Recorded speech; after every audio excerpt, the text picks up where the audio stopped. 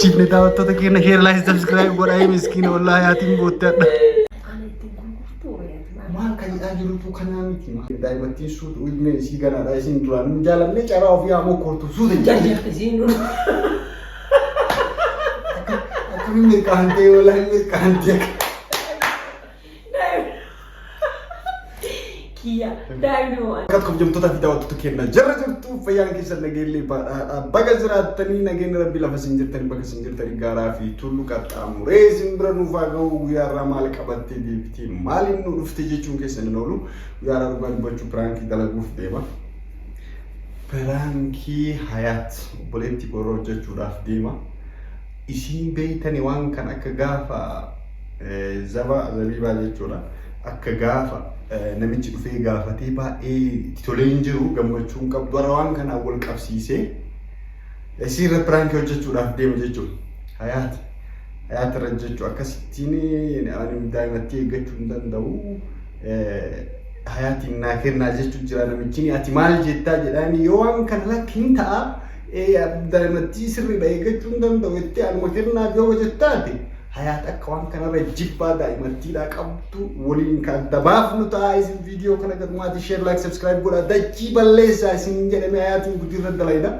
Ani isaanuma bira taree suuqii keessa jiranii os seene eega taa'ee kophaa kiyyoonnaa jechuudha baree booda piraankii irra dalaguu qabaa meesii matanaa yoo laaluu qaba yaadni jedhu naa dhufee kaameraa kiyya kaadhee isaan bira dhufee os seenee kaameraa kaadhee qopheeffadhee taa'u jira. Haa dhuftuu isin callisaatuma viidiyoo kana laayik godhamee yaada isii irraa barraa waliin irraa adda baafanna.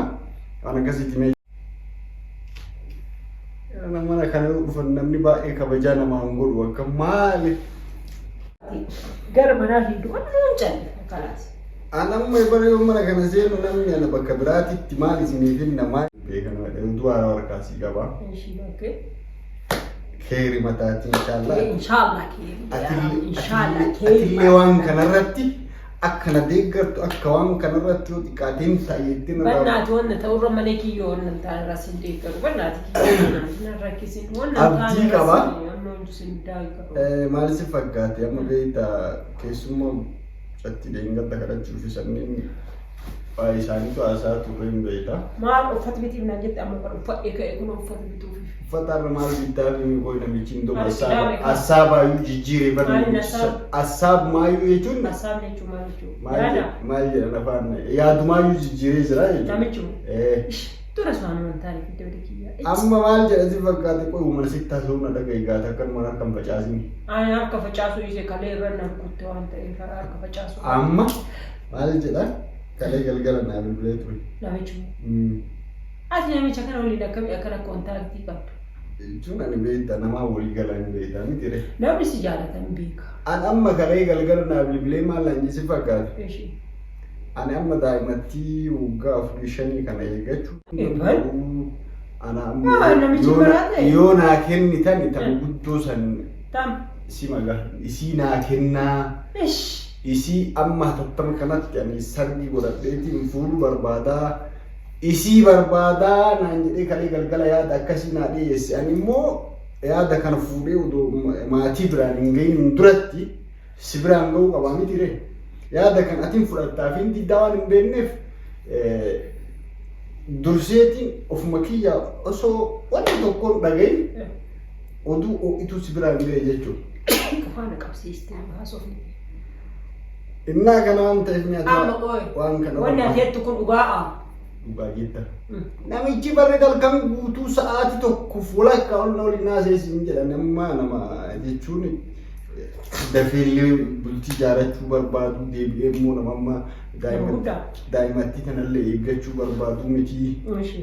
Sanirraan immoo maatiin keenya ana tokkocha qabanii ilmootii arguu barbaadanii ani kanaafi rakkisan waggaa ganaa kana turuun barbaadu ana naa kennitan ta'u guddoo san naa kenna ani duraan sadii maatiillee mala waggaa sadiin booda waan jedhanii na fakkaate innillee waan san akkas sirrii addaan baasee naa himu haa baatu malee innillee akka waggaa sadii booda eeggatu san garaanuu beekee jira. Akka qabdan akkamiin beekee? Gammaala kam wallaaleen jirti amma gaafa san mala maatiin ta'isiirra guddoollee ijoollee afurtu jira arfan keessaa isiin tama cabacaati.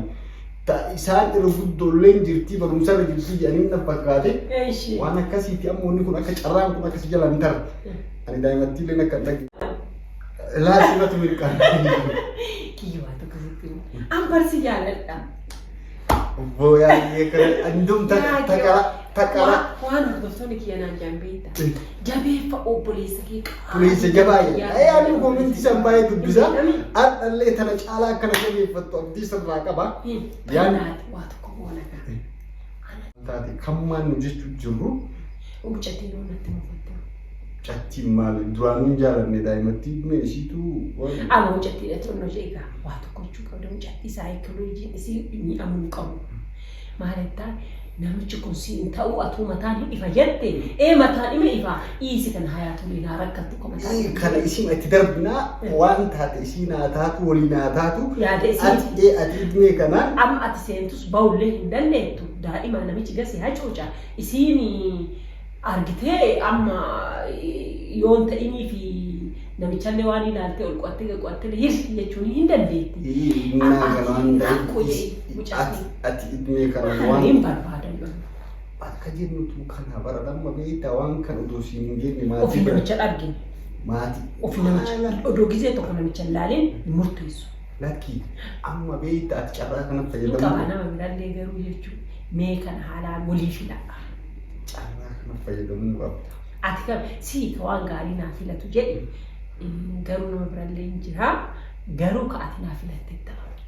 Sanis itti moo sanatti ni qoisu kan duubaan deemu sun naayyuu hin ta'u akka dhufee akkana kallattii nutti as qajeelu kanan naa ta'a.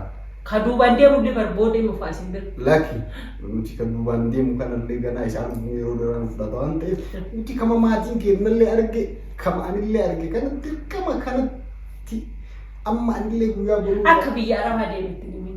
maal godhaa itti maal Barumsuma jiru. zirzirii kana keessa maal jechuudha.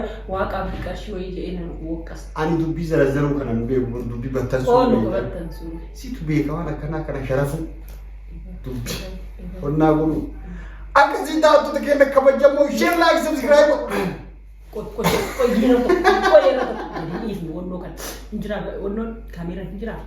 Kaameeraan hin jira qoqqina. kaan gataa guddii keetu bagasii arganii akkanatti daa'imattii dhugaa boottee simattee wallahi mistir makan kee gabbaasuuf waan ati daa'imattii tanarra yaaddu gabbaasuuf Bakka taa'inarraa gadi.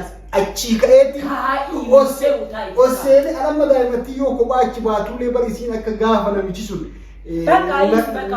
nakadhata dhufee ciqilee narra kaa'attii bara ganna qabdii ati oddoo nuteen akkamitti heerumte jedhaa mana keessatti illee naka balti jettee baga addaan baafa daawwattoota isinillee agartan share like subscribe godhaa viidiyoo kana nama biraatiif fakkeenyaa ta'u walii daddabarsa dhugaa dubbachuuf Koisi salfaatu safuun qabdu. saalfatu mana kun isaan barbaachisu ati yoo xiqqaate mana kana keessa saayikolojiin daa'imattiitu sammuu keetiin miidhamu Kiyyaa miiteetu.